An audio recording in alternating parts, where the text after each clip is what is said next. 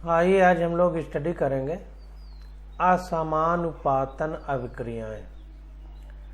अगर इंग्लिश में इसको देखें तो बोलेंगे डिस्प्रपोर्शनेशन रिएक्शन।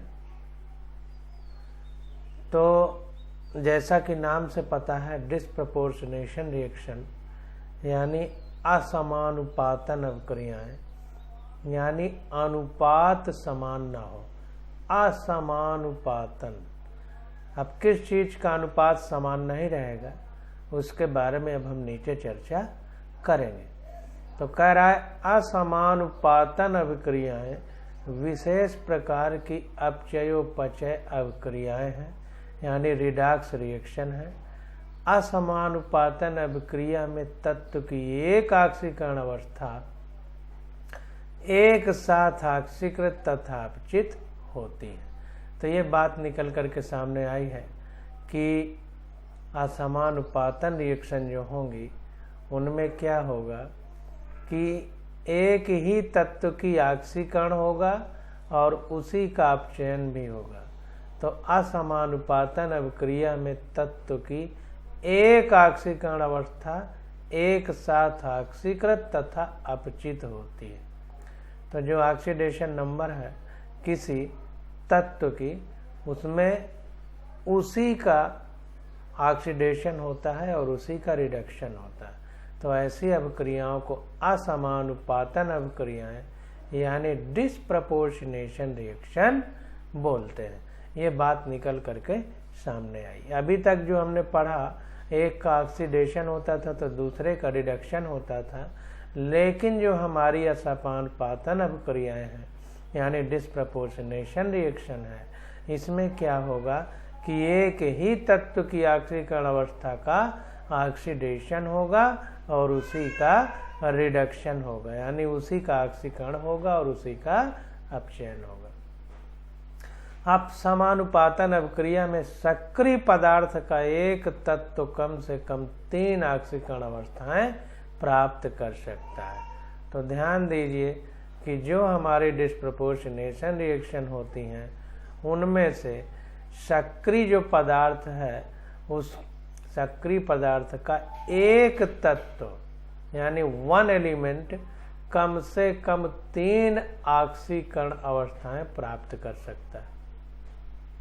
ये बात ध्यान देना है कि 3 ऑक्सीकरण अवस्थाएं शो कर सकता है वो पदार्थ का एक तत्व कम से कम 3 ऑक्सीकरण अवस्थाएं शो कर सकता है। क्रियाशील पदार्थ में यह तत्व माध्यमिक ऑक्सीकरण अवस्था में होता है तथा रासायनिक परिवर्तन में उस तत्व की उच्चतर तथा निम्नतर ऑक्सीकरण अवस्थाएं प्राप्त होती हैं। तो ध्यान दीजिए कि जो क्रियाशील पदार्थ होता है यानी रिएक्टिव मटेरियल होता है, उसमें क्या होता है कि वो अपनी माध्यमिक ऑक्सीकरण अवस्था में होता है। इस बात को ध्यान देना। अब जब उसमें रिडक्शन होता है तो अपनी लो ऑक्सीकरण स्टेट, और जब ऑक्सीडेशन होता है तो हाई ऑक्सीकरण स्टेट, ऑक्सीडेशन स्टेट शो करता है। तो यहाँ पर देखिए लिखा है कि the element in the form of reacting substance is in the intermediate oxidation state. तो इंटरमीडिएट ऑक्सीडेशन स्टेट में रहता है and both higher and lower oxidation state of the element are formed in the reaction. और जब reaction होती है तो उस पदार्थ की, उस मैटर की, उस सब्सटेंस की लोअर और हायर ऑक्सीडेशन स्टेट शो होती है। अब देखिए आगे कह रहा है कि उच्चतर तथा हाइड्रोजन परऑक्साइड का अपघटन एक परिचित उदाहरण है। तो हाइड्रोजन परऑक्साइड का जो डिसोसिएशन है, अपघटन है, तो decomposition of hydrogen peroxide is a familiar example of the reaction. तो अपघटन या डिकम्पोजिशन हमारा हाइड्रोजन परऑक्साइड का, उसको नीचे उदाहरण दे करके हमें असमानुपातन अभिक्रियाओं के बारे में समझाने का प्रयास किया गया है। तो यहाँ पर देखते हैं कि ये H2O2 है हमारा, इसमें जो हाइड्रोजन है +1 ऑक्सीडेशन स्टेट में है और O2 हमारा -1 ऑक्सीडेशन स्टेट में। जितने भी पराक्साइड होते हैं, पराक्साइड में -1 ऑक्सीडेशन स्टेट में हमारी ऑक्सीजन होती है, इस बात को ध्यान देना है। और जितने डाई ऑक्साइड होते हैं उनमें ऑक्सीजन -2 ऑक्सीडेशन स्टेट में होती है, तो इस बात को ध्यान देना है। तो चूंकि H2O2 पराक्साइड है तो यहाँ पर ऑक्सीजन -1 ऑक्सीडेशन स्टेट में है। अब देखिए इसे जब पानी बन गया लिक्विड H2O, तो यहाँ पर ऑक्सीजन -2 ऑक्सीडेशन स्टेट में आ गई, तो यहाँ -1 में है, यहाँ -2 में है। और यहाँ पर देखिए ऑक्सीजन 0 ऑक्सीकरण अवस्था में है, तो -1 से ज़्यादा 0 और -1 से कम -2, यानी -1 हमारी इंटरमीडिएट स्टेट है और इससे कम -2 और इससे ज़्यादा 0। तो कम और ज़्यादा दोनों ऑक्सीडेशन स्टेट हमारी शो कर रहा है हाइड्रोजन पराक्साइड। तो यहाँ पर देखिए यही बात कह रहा है कि यहाँ पराक्साइड की ऑक्सीजन जो -1 अवस्था में है O2 में शून्य अवस्था में तथा H2O में -2 अवस्था में परिवर्तित हो जाती है। तो कहने का मतलब ये है कि दोनों, ये -1 हमारी इंटरमीडिएट है, इससे ज़्यादा हमारा 0 हो गया, इससे कम हमारा -2 हो गया, तो ये मध्य यानी बीच वाली हो गई। तो ये इंटरमीडिएट है और ये ऊपर वाली है और ये नीचे वाली है, यानी उच्चतर और निम्नतर दोनों ऑक्सीडेशन स्टेट यहाँ पर शो हो रही हैं। अब देखिए आगे कह रहा है कि फास्फोरस, सल्फर तथा क्लोरीन का क्षारीय माध्यम में असमानुपातन निम्नलिखित ढंग से होता है।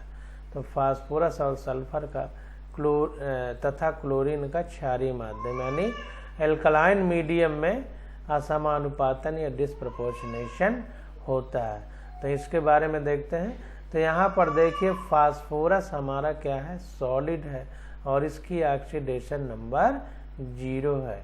यहाँ पर देखिए OH- है, यहाँ पर ऑक्सीडेशन नंबर OH- में +1 है हमारे O की। और यहाँ पर देखें ये H2O लिक्विड से रिएक्शन जब होती है तो PH3 बन जाता है, फास्फीन गैस इसको बोलते हैं। तो ये PH3 में यहाँ पर देखिए फास्फोरस की 0 ऑक्सीडेशन नंबर है, यहाँ पर -3 हो गई, यहाँ पर देखिए +1 हो गई।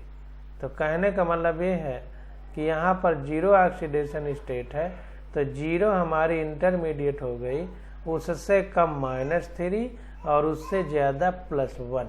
तो कहने का मतलब ये है कि उच्चतर और निम्नतर दोनों ऑक्सीडेशन नंबर शो कर रहा है और इस रिएक्शन में ये इंटरमीडिएट ऑक्सीडेशन स्टेट है फास्फोरस की 0।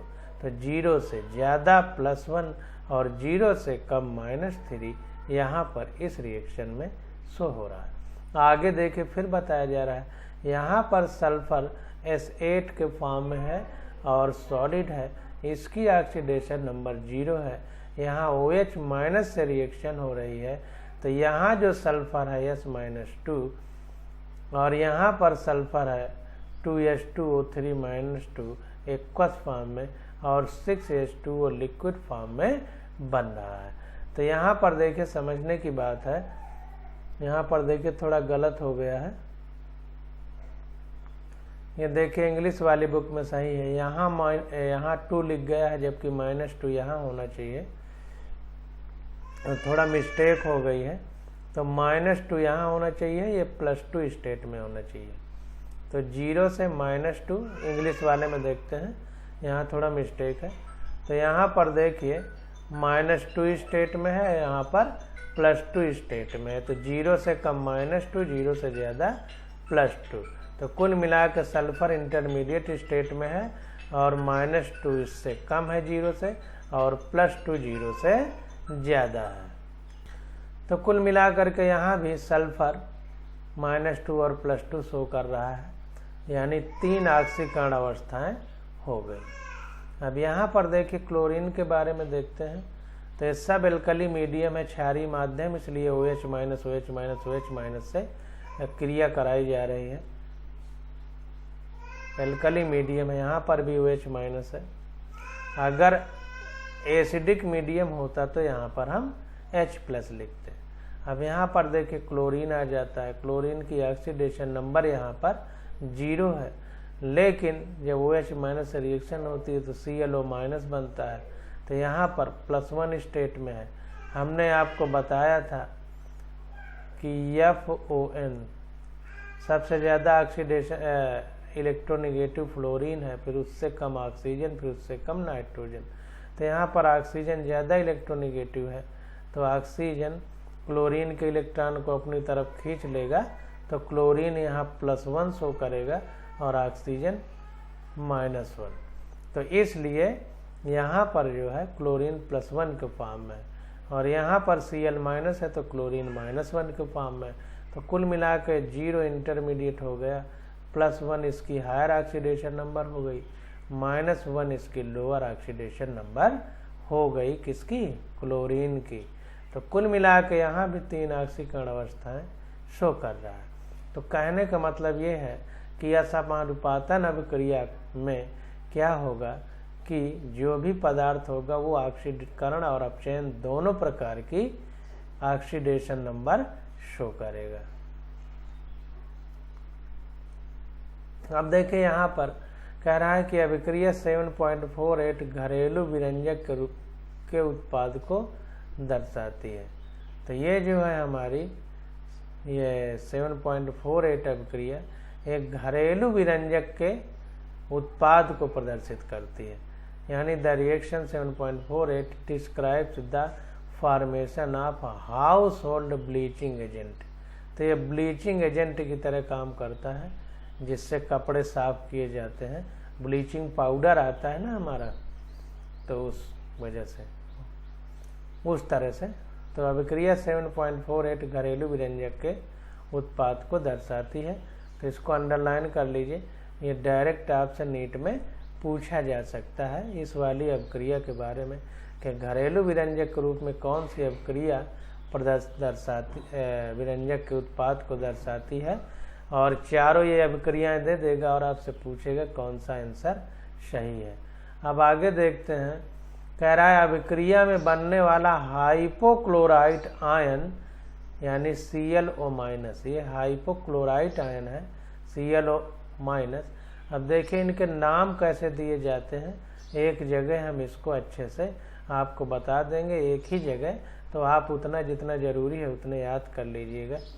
तो यहाँ पर देखिए हाइपोक्लोराइड आयन जो ClO- है, जिसमें क्लोरीन की ऑक्सीडेशन नंबर +1 है, रंगीन धब्बों को ऑक्सीकृत करके रंगहीन यौगिक बनाता है। तो ध्यान दीजिए कि जो हमारा विरंजक के रूप में अभिक्रिया शो करती है, रंजक का मतलब रंग होता है और विरंजक का मतलब उस रंग को ख़त्म कर देना। तो अगर कपड़ों में कोई दाग धब्बे रंगीन लग जाते हैं तो ये क्या करता है, हाइपोक्लोराइड आयन ClO- रंगीन धब्बों को ऑक्सीकृत करके रंगहीन यौगिक बनाता है। तो उनको ऑक्सीकृत कर देता है और रंगहीन यौगिक बनाता है। यह बताना रुचिकर होगा कि ब्रोमीन तथा आयोडीन द्वारा वही प्रकृति प्रदर्शित होती है जो क्लोरीन द्वारा अभिक्रिया 7.48 में प्रदर्शित होती है, लेकिन क्षार से फ्लोरीन की अभिक्रिया भिन्न ढंग से अर्थात इस प्रकार होती है। तो ध्यान देना है कि जो अभिक्रिया क्लोरीन करती है वही उसके नीचे वाले ब्रोमीन और आयोडीन करते हैं। जैसी अभिक्रिया ये 7.48 वाली हो रही है, लेकिन चूंकि क्लोरीन से ऊपर फ्लोरीन है हमारी आवर्त सारणी में, तो इसलिए फ्लोरीन एक अपना अलग ढंग से अभिक्रिया शो करती है और उस अभिक्रिया के बारे में नीचे ये लिखा जा रहा है। तो फ्लोरीन के 2 मॉलिक्यूल हैं, गैसियस स्टेट में है और एल्कलाइन मीडियम में रिएक्शन होती है, तो फ्लोरीन F- के फॉर्म में बनती है एक्वस रूप में, और OF2 गैस के रूप में और H2O लिक्विड बनती है। तो इस प्रकार से रिएक्शन होती है अगर फ्लोरीन की बात आ जाए। बाकी क्लोरीन, ब्रोमीन और आयोडीन सेम इसी प्रकार की रिएक्शन हमारी शो करती हैं। देखिए कह रहा है कि यह ध्यान देने की बात है कि अभिक्रिया 7.49 में निसंदेह फ्लोरीन जल से क्रिया करके कुछ ऑक्सीजन भी देती है।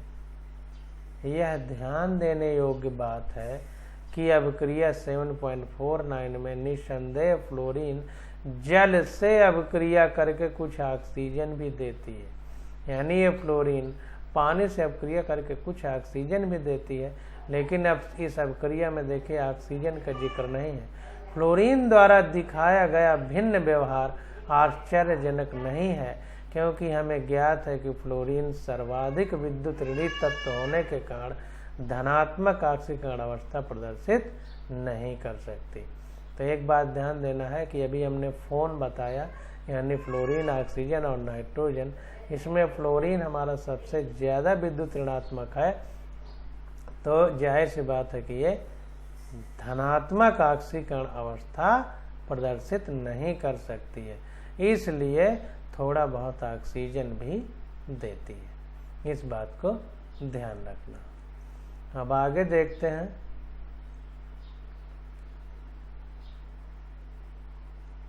अब देखिए कह रहा है कि इसका तात्पर्य हुआ कि हैलोजनों में फ्लोरीन असमानुपातन प्रवृत्ति नहीं दर्शा सकती।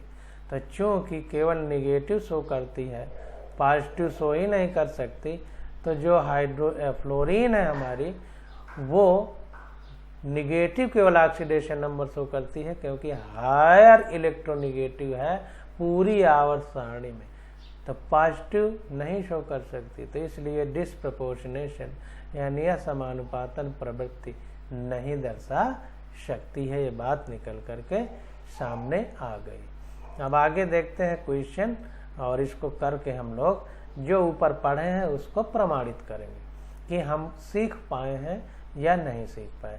तो देखिए कह रहा है कि इनमें से कौन सा स्पीसीज असमानुपातन प्रवृत्ति नहीं दर्शाती और क्यों। तो देखिए एग्जाम्पल दिए गए हैं। इन सभी स्पीसीज की अभिक्रियाएं भी लिखिए जो असमानुपातन दर्शाती हैं। तो देखिए यहाँ पर ClO- है, ClO2- है, ClO3- है, ClO4- है। तो क्लोरीन के उपरोक्त ऑक्सीजन आयनों में ClO4- असमानुपातन नहीं दर्शाती। क्यों? क्योंकि अब देखिए सबसे ज़्यादा ऑक्सीडेशन स्टेट में होगी, इस वजह से यहाँ समझ में आ जाएगा। क्योंकि इन ऑक्सो आयनों में, क्योंकि ऑक्सीजन है साथ में तो ऑक्सो आयन कह रहा है, क्योंकि इन ऑक्सो आयनों में क्लोरीन अपनी उच्चतर ऑक्सीकरण अवस्था +7 में उपस्थित है। तो यहाँ पर देखिए हम लोग कैसे ऑक्सीडेशन नंबर निकालते हैं, इसको समझना है। तो जिसका निकालना है उसका X लिख दिया, क्लोरीन का निकालना है, और ये -2 होता है हमारा ऑक्सीजन का, तो -2 का 4 से गुणा करेंगे तो -8 आ जाएगा, = ऊपर -1 है पावर में तो -1 हो जाएगा। तो X बराबर, अब ये इधर जाएगा तो +8 हो जाएगा, -1 घटेगा तो +7 हो जाएगा। कहने का मतलब यहाँ पर क्लोरीन +7 ऑक्सीडेशन स्टेट में है, और जो ग्रुप है हमारा आवर्त सारणी में क्लोरीन का वो भी 7 है। 17 लिखते हैं, 7 भी कह सकते हैं, यानी बाहरी कक्षा में 7 इलेक्ट्रॉन होते हैं क्लोरीन के, तो ये 8 नहीं, मतलब +7 अवस्था ही अधिक से अधिक दर्शा सकता है। तो उच्चतर ऑक्सीकरण अवस्था में है, तो अब निम्नतर तो जा सकता है, तो +7 से कम तो हो सकता है, लेकिन ज़्यादा वाला नहीं शो कर सकता। जबकि हमने ऊपर पढ़ा है कि 3 ऑक्सीकरण अवस्थाएं शो करता है, इंटरमीडिएट में रहता है और उच्चतर शो करता है और निम्नतर। तो जब ये खुद ही उच्चतर यानी हायर ऑक्सीडेशन नंबर शो कर रहा है, तो अब इससे ज़्यादा नहीं शो कर सकता। तो वही कह रहा है कि क्लोरीन के उपरोक्त ऑक्सीजन आयनों में ClO4- असमानुपातन नहीं दर्शाती, क्योंकि इन ऑक्सो आयनों में क्लोरीन अपनी उच्चतर ऑक्सीकरण अवस्था +7 में उपस्थित है। शेष तीनों ऑक्सो आयनों की असमानुपातन अभिक्रियाएं इस प्रकार है। तो ये नहीं शो करेगी, बाकी तीनों शो करेंगी। तो तीनों के बारे में नीचे लिखा गया।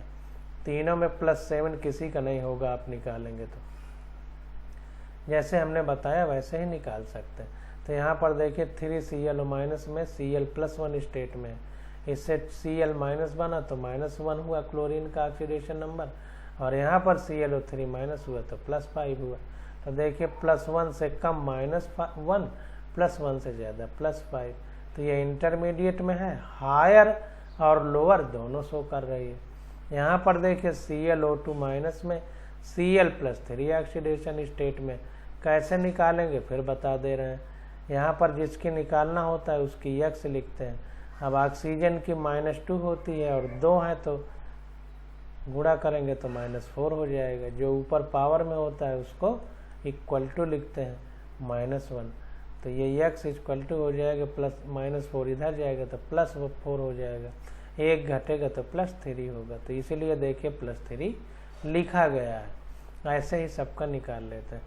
HNu लिखा गया है, HNu का मतलब फोटान की बात हो रही है, मतलब हीट दिया जाएगा, या लाइट की प्रेजेंस में कह सकते हैं, लाइट की प्रेजेंस में, हीट नहीं लाइट की प्रेजेंस में।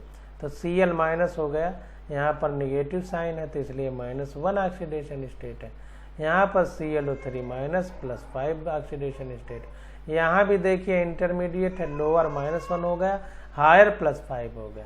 अब इसको देखते हैं तो ClO3 माइनस में +5 हो गया, Cl माइनस बना और ClO4 माइनस बना, तो यहाँ पर Cl माइनस की -1 हो गई, ClO4 माइनस की +7 हो गई।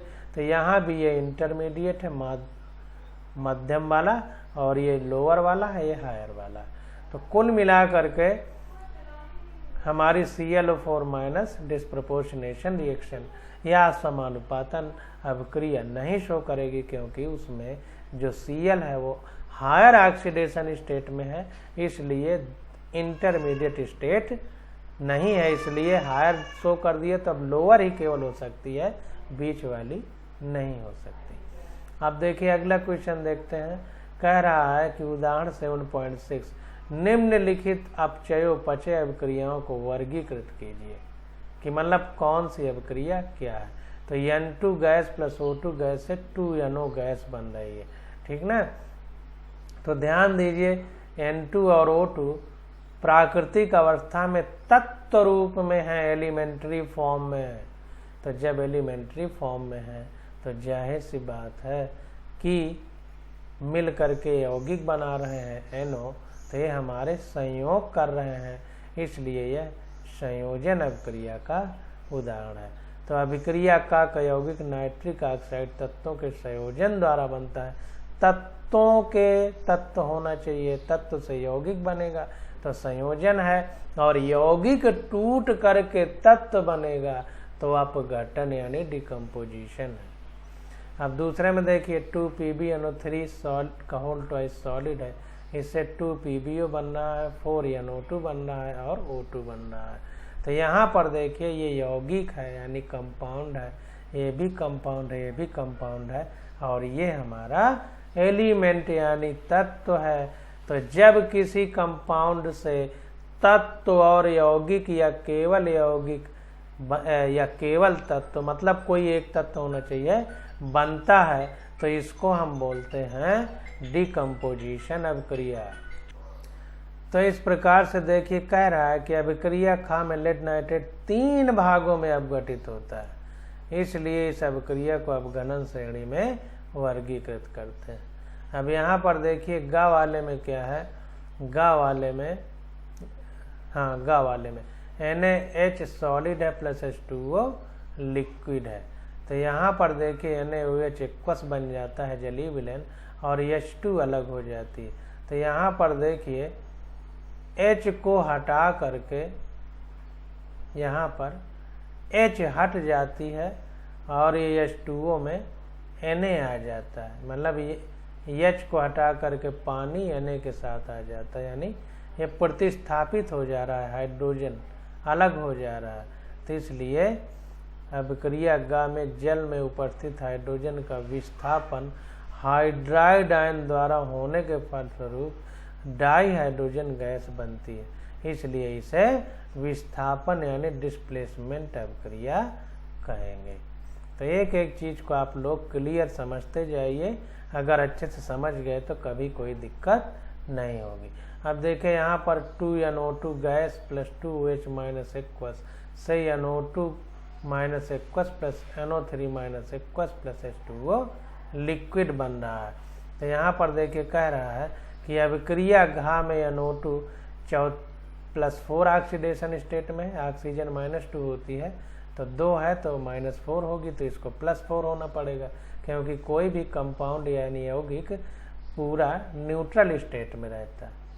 तो अगर किसी की -4 है तो दूसरे वाले की +4 होना पड़ेगा। तो यहाँ पर NO2 +4 ऑक्सीकरण अवस्था में है, NO2 माइनस +3 ऑक्सीकरण अवस्था में है। कैसे निकालेंगे? X -2, ऑक्सीजन की -2 होती है और 2 है तो -4 हो जाएगा, बराबर -1 लिखेंगे। अब इधर जाएगा -4 तो +4 हो जाएगा, +4 में -1 घटेगा तो +3 बचेगा। तो NO2 माइनस हमारा +3 ऑक्सीडेशन स्टेट में और NO3 माइनस हमारा +5 ऑक्सीडेशन स्टेट में असमानुपातन होता है। तो ये हमारी डिस्प्रपोर्शनेशन रिएक्शन का एग्जाम्पल है, इसको ध्यान देना है जो अभी पढ़े हैं। तो इसलिए यह अभिक्रिया असमानुपातन अपचय अभिक्रिया है, क्योंकि एक ही NO2 माइनस और NO3 माइनस एक ही उसमें मतलब यौगिक का ऑक्सीडेशन नंबर बढ़ भी रहा है, उसी का घट भी रहा है। अब आगे देखते हैं, निम्नलिखित अभिक्रियाएं अलग ढंग से क्यों होती हैं? Pb3O4 + 8HCl से 3PbCl2 + Cl2 + 4H2O बनता है, तथा Pb3O4 + 4HNO3 से 2PbNO3 का होल ट्वाइस + PbO2 + 2H2O बनता है। तो इसको हल करना है। तो कह रहा है वास्तव में यहाँ हमको बताना है कि निम्नलिखित अभिक्रियाएं अलग ढंग से क्यों होती हैं, तो इसके बारे में पढ़ेंगे। तो देखिए कह रहा है कि वास्तव में Pb3O4 2 मोल PbO तथा 1 मोल PbO2 का रस समीकरण मिति मिश्रण है, यानी स्टिकियोमेट्रिक कोफिशिएंट। इसको इंग्लिश में देख लेते हैं।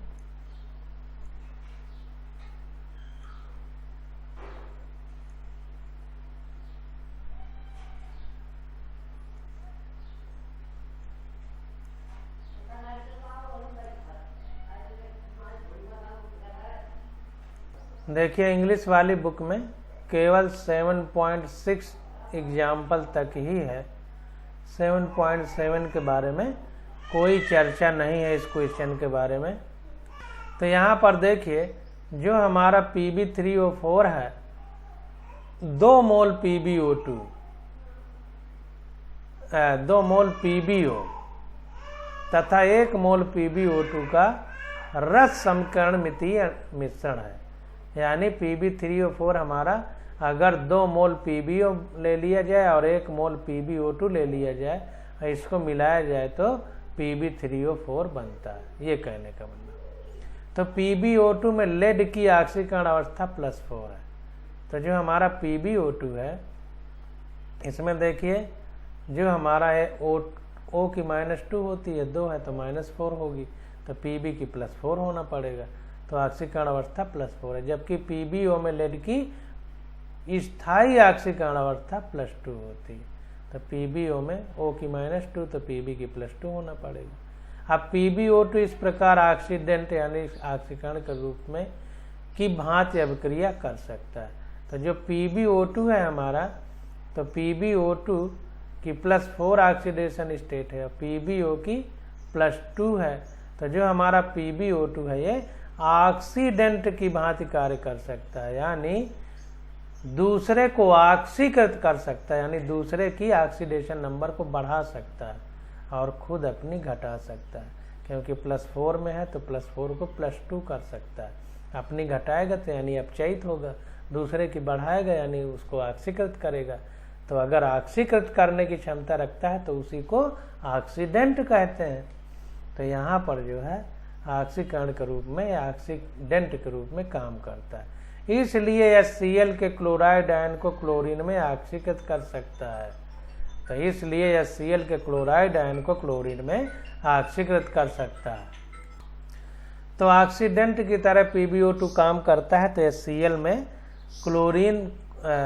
क्लोराइड आयन को क्लोरीन में ऑक्सीकृत कर सकता है। तो क्लोराइड आयन मतलब Cl-, तो जाहिर सी बात है क्लोरीन Cl2 बनेगी, तो -1 से ऑक्सीडेशन नंबर 0 हो जाएगा।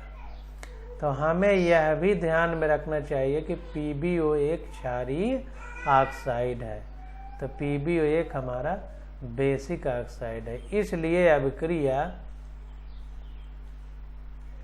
Pb3O4 + 8 HCl से 3 PbCl2 + Cl2 + 4 H2O को 2 भागों में विभक्त कर सकते हैं। तो अगर हम इस रिएक्शन को 2 भागों में विभक्त करेंगे तो कैसे होगा, एक तो PbO वाला हो जाएगा, दूसरा PbO2 वाला हो जाएगा, क्योंकि इन्हीं दोनों से मिलकर Pb3O4 बना है। तो अगर हम HCl की रिएक्शन कराएं PbO से, तो 2 PbO + 4 HCl से 2 PbCl2 + 2 H2O बन जाएगी। अम्ल क्षार अभिक्रिया, यहाँ पर ये एसिड है और ये बेस की तरह काम करेगा। अब कैसे काम करेगा, ब्रांस्टेड, लोरी, आर्हेनियस ये सब पढ़े थे, तो उससे सोचिए और उस चैप्टर को फिर पढ़िए, आपको समझ में आएगा। अब आगे देखिए, PbO2 से 4 HCl की रिएक्शन होगी, तो PbCl2 + Cl2 + 2 H2O बन जाएगा। तो यहाँ पर देखिए Pb यहाँ +4 स्टेट में है, यहाँ पर +2 स्टेट में है, और यहाँ पर जो Cl है ये -1 स्टेट में है। देखिए इसमें H में लिखा है -1 में है, यहाँ पर 0 में है। तो यहाँ पर देखिए Pb का +4 से +2 ऑक्सीडेशन स्टेट हो रहा है, इसलिए अब चयापचय अभिक्रिया यानी रिडॉक्स रिएक्शन है। अब देखिए यहाँ पर जो अगला हमारा एग्जाम्पल है Pb3O4 + 4 HNO3, इससे 2 PbNO3 का होल ट्वाइस + PbO2 + 2 H2O बन रहा है। तो इसमें क्या कह रहा है, कह रहा है चूंकि HNO3 स्वयं एक ऑक्सीकारक है, अतः PbO3 तथा HNO3 के बीच होने वाली अम्ल क्षार अभिक्रिया निम्न प्रकार है। 2 PbO + 4 HNO3 से 2 PbNO3 का होल ट्वाइस + 2 H2O बन जाएगा। 2 PbNO3 का होल ट्वाइस + 2 H2O बन जाएगा। इस प्रकार से ये अभिक्रिया हमारी हो जाएगी। तो इस अभिक्रिया में PbO2 की HNO3 के प्रति निष्क्रियता HCl से होने वाली अभिक्रिया से अलग होती है। तो कुल मिलाकर के हम लोगों ने इतना पढ़ लिया, ये PbO3 तथा HNO3 के बीच होने वाली अम्ल क्षार अभिक्रिया नीचे दी गई है PbO के फॉर्म में।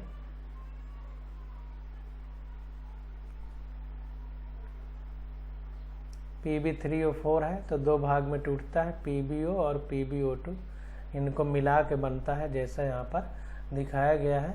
तो PbO वाली रिएक्शन को HNO3 से यहाँ पर दिखाया गया है।